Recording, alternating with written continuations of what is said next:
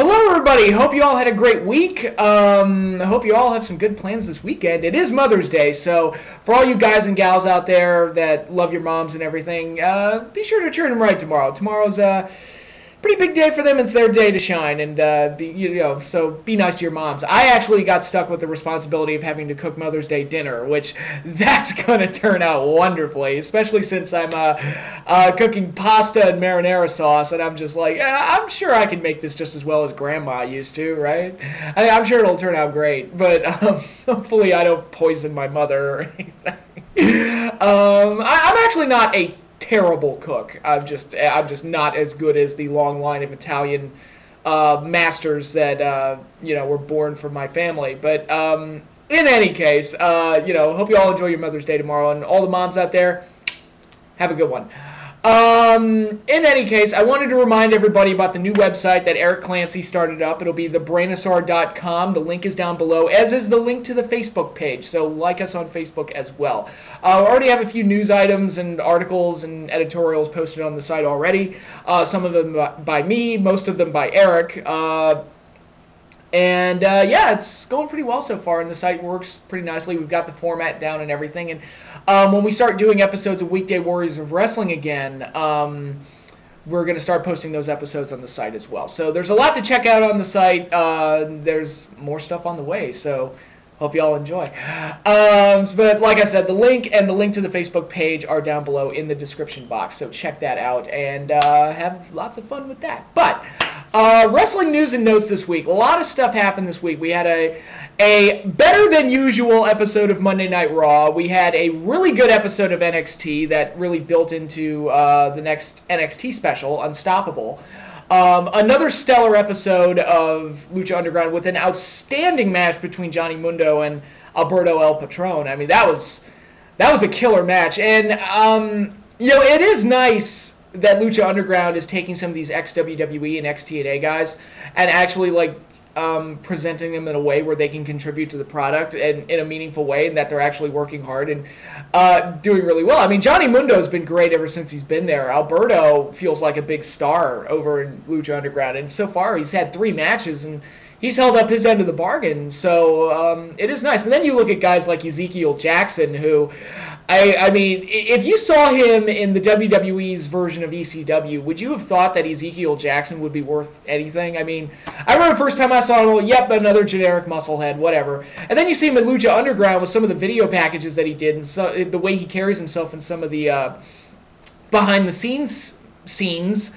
He does really, really well. As a worker, he's pretty much just a standard big guy, but the character is so much better, and there's a lot of characters like that in Lucha Underground. Hernandez, I mean, in TNA, he was kind of, he was great in the tag team, and then as a singles guy, he was kind of generic, and then, you look at him in Lucha Underground, he's actually, he's good at playing a cocky prick. Good for him. Lucha Underground had another great episode this week. TNA did their first live show on Destination America since the debut on Destination America. So, how'd that show go?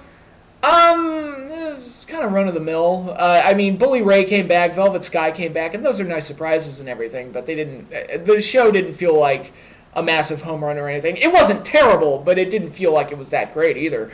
The coolest thing that happened was they've set up a tag team best-of-5 series between the Wolves and Bobby Roode and Austin Aries. And I think, okay, those should be really good matches. I think that should be a nice best-of-5 series. So hopefully that goes well. I'm not expecting it to be as good as the Machine Guns Beer Money best-of-5 series, which is one of the best things TNA ever did. I mean, the finals of that series especially that they did on the whole effing show, I would say is one of the top 10 best matches in company history, but, I'm not expecting these matches to be as good as those, but they should still be really good. It'll be nice to have, a big tag team portion of the show that actually contributes and is actually exciting. So, there's that. Also, EC3 continues to impress. I think, of all the new guys, newer characters, and newer talents that TNA's highlighted and showcased, I think he's really their diamond in the rough. They've really done an outstanding job with him, and he's great in the role. I mean, he's a terrific performer. It makes me wonder why WWE couldn't find anything to do with him. It's like, I don't know how they let this guy slip through their fingers. I think he's a natural. But, yeah, EC3, I think he's fantastic. He's one of the best things about TNA and has been for a while now. Yeah, so I mean, you look at TNA right now, the guys that we like and the guys that contribute are the guys like the Kurt Angles, the Bobby Roodes, the Austin Aries, guys that have been there for a long time and who we've watched for a long time. But as far as like fresh, exciting talents that are fairly new, there aren't a whole lot of them, but EC3 is definitely the best one that they have. And I can't sing that guy's praises enough. But, yeah, so all of that, you know, fairly solid week of wrestling as far as the television shows go. The big thing I wanted to talk about was Sami Zayn, who made his in-ring debut on Monday Night Raw this week to a lot of fanfare. I mean, the match he had with John Cena as part of the United States Championship Open Invitational was very well received by critics and fans alike, and led to a lot of people praising Monday Night Raw pretty heavily. There was also the Dean Ambrose-Seth Rollins match that was pretty good. Not as good as some of the matches they had last year. I mean, the street fight they had the night after SummerSlam last year was one of the best matches from last year, and I don't think the match they had on Raw was as good as that. But it was a reminder of how good the feud was initially and what they can do when they're put together and what they can do, what Ambrose can do when he's not stuck in something stupid. Of course, with the victory over Rollins, Ambrose has now earned his way into a spot in the main event at Payback, and it will now be a Fatal 4-Way match. And unfortunately, I kind of look at it and I think Ambrose is just there to eat the pin because they don't want to have Orton or Reigns lose. But, you know, I've heard some people speculate that Reigns and Ambrose might turn heel and reform the Shield with Seth Rollins, which wouldn't make a whole lot of sense, but that'd probably be cool. I mean, I wouldn't be completely opposed to that as long as they have a good explanation for it and everything.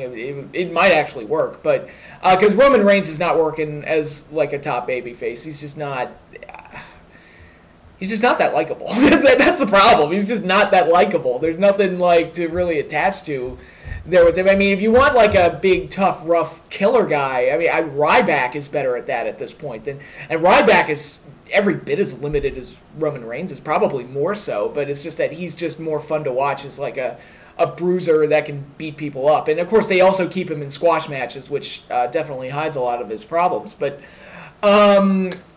yeah, but in any case, moving on to Sami Zayn, I thought the match with Cena was really good. Him coming out was a nice surprise.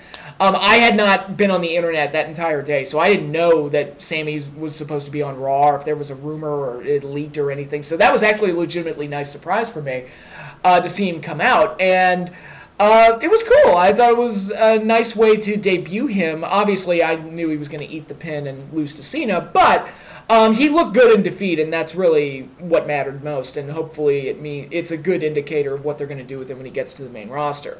Adrian Neville so far, even though he's lost more than he's won, has looked fairly good for the most part, and it seems like they want to keep using him. They want to have a good spot for him, so hopefully this is an indicator that they've got something good for Sami lined up when he eventually moves up to the main roster. Now, there's been a lot of talk about the injury that he suffered during the match, and what that means for his match with Kevin Owens at Unstoppable. Personally, I would not be surprised if that was a work. I don't know. The timing of it is just way too convenient. I think most of the news coming out about it and Sami's comments and everything are being done on WWE.com. I don't know. To me, it seems like a work. I could be wrong. I could be completely wrong. And if Sami's hurt, I mean, that's a really big hit to the WWE product, especially to NXT. I mean, that's a huge hit, and you don't want to lose Sami. But I don't know why. It feels a little too convenient that he's got this big match with Owens coming up at Unstoppable, and then he gets hurt in a big match with John Cena, where more people are going to watch him. I mean, this by default, that match with Cena was the biggest audience, both television and live, that Sami's ever been in front of. So the most eyeballs on him, they get to see that injury take place, and then they could possibly parlay that into a way to build anticipation for his match with Owens a couple weeks later. So I would not be surprised if the entire thing was a work. But if it isn't, it's a shame, and hopefully he'll be able to work the match with Owens and then take the proper steps to getting himself healed up and everything. But I wouldn't be surprised if the whole thing was a work. So I'm not super worried about the Owens match not taking place. I would be disappointed if it didn't happen because they've done a beautiful job of building it up. And what they've been doing on NXT lately to build up Unstoppable has been really good. So I'm really looking forward to that special. Hideo Itami is also injured, and I believe that one's real. That one sounded a little bit more legitimate to me. And that one's definitely a hit. I mean, I'd read that there was talk like 6 to 8 months for him being on the shelf, and that's really a big hit for NXT. I mean, especially if Sammy's also hurt. I mean, that's like you're losing 2 major guys right there, especially after Neville just got moved up to the main roster. So the NXT roster's taking some pretty big hits right now. I do think Hideo, they can get by at least through Unstoppable without him because the match he was in was a triple threat. It was him, Breeze, and Balor all in a #1 contenders match. So at the very least, worst case scenario, we get Breeze versus Balor, which I'm completely fine with that as a one-on-one match. I think that'd be great. Those are Tyler Breeze and Finn Balor are probably my 2 favorite guys on NXT behind Sami Zayn. So I'd be totally fine with that match. But yeah, I wish Hideo a speedy recovery, and it's a shame if he can't make Unstoppable or how severe the injury is and everything. It is a shame, and I didn't mention this earlier. It's also a shame that Jeff Hardy got a broken leg right after winning the TNA World Tag Titles. And they mentioned it on the show. It's like the TNA World Tag Titles are cursed because Eddie Edwards also got hurt while carrying it. It's just, it's really unfortunate. But at least TNA came up with a plan B with the Best of 5 series, and hopefully NXT is able to get around some of these injuries and make it work and do something special for Unstoppable because, they were doing a pretty good job building anticipation for Unstoppable, and I would hate for the special to take a nosedive in quality because of things out of their control like injuries. So, hopefully Sammy's okay, and hopefully I'm right that the whole thing's a work, and I wish Hideo a speedy recovery, obviously, and hopefully he does everything he needs to do to rehab and take his time and come back better than ever. Because NXT it's one of my favorite wrestling shows out there, and I would hate to see that hurt in any way, shape, or form. So, there's that. But I'm still excited for Unstoppable. It looks like it's going to be a really good show. And like I said, the build-up's been pretty stellar the last couple weeks. So we shall see how that all goes. Couple other news items I wanted to comment on. The Chikara King of Trios tournament. They started announcing teams for that. Now, I should note that I have never watched the King of Trios tournament before. That's completely new to me. I've heard a lot about it, obviously, but I've never actually watched it. And after looking at the first 2 teams that they've announced, Team 1, AJ Styles and the Young Bucks representing the Bullet Club, and Team 2, Aerostar, Drago, and Phoenix. I'm looking at that right there. I'm like, dude, that's pretty sweet right off the bat. Those are the first 2 teams. I'm like, yeah, I'm kind of sold on this show. So after years of hearing so much about the King of Trios and the whole event and everything and what Chikara puts into it, I've decided, you know what, I'm exploring and finding new wrestling all the time that I'd never watched before, and I'm really branching out and trying to find new things and everything. I'm going to check out the King of Trios tournament this year, and I'm already excited for it, given the first 2 teams that they've announced. So it should be really good, and I'm looking forward to it. It should be a blast. Another thing I wanted to talk about, New Japan. I watched Wrestling Dontaku on Tuesday. I couldn't watch it on Sunday, and Monday I watched Raw, so I ended up getting around to it on Tuesday. Watched the show. It wasn't very good. Probably the weakest New Japan show I've watched this year. And really the main reason for that is because there were just way too many tag matches. And I feel like I'm seeing a lot of the same matches and a lot of the same pairings over and over and over and over and over and over and over again. And it got to a point where it just feels like repetitive and kind of stale at this point. So the card didn't really wow me all that much. Not that it was a terrible show or they did anything truly awful. It's just like, I feel like I've kind of been here before, and I feel like I've kind of seen this. And there was nothing to really speak of, except for Nakamura versus Goto for the Intercontinental title in the main event. Good match. Shocking ending. I did not expect Goto to win the belt. That was shocking. And I was like, wow, I thought for sure Nakamura was going to win that match. So at least they got one major headline out of it. And that was kind of, very interesting and very surprising. Hopefully, I mean, I don't know what the plan is for Nakamura going forward, but, frees him up to go after the main event. It's like, oh no, Nakamura versus AJ Styles. Who wouldn't want to see that? It'd be fun to watch. But other than that, I felt like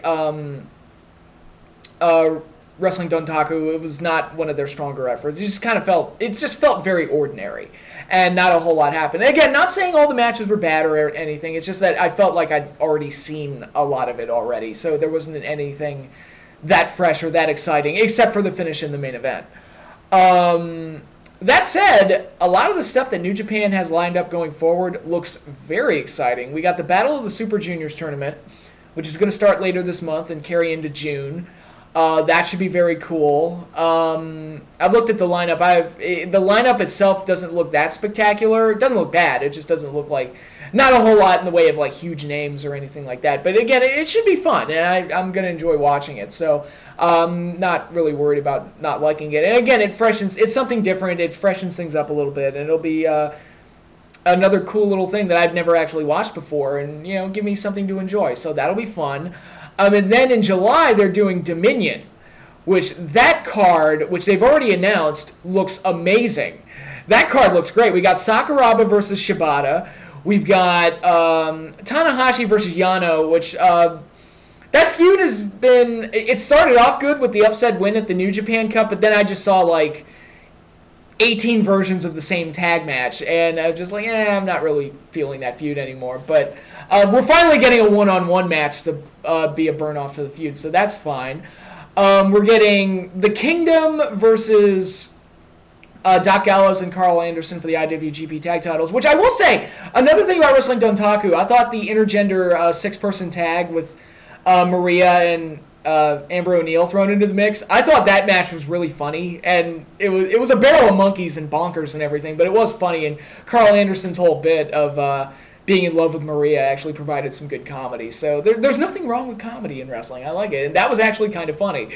On a show that was littered with tag matches that all kind of looked the same, that one actually managed to stand out by being a dog and pony show. So I was fine. I got me to laugh, so I don't have a problem with it. And there was actually development there where Carl Anderson and Gallows beat up Maria after the match because Anderson was pissed off because he was heartbroken. So there was actually development and story development and character development that came out of it. So okay, that was something that they did that stood out. To throw a little bit more credit to Wrestling Dontaku. But anyway, I think we're finally getting the burn off to the tag team championship feud here. So that match should be all right. We're getting Kenny Omega defending the IWGP Junior Heavyweight Championship against the winner of the Battle of the Super Juniors tournament. So that's great.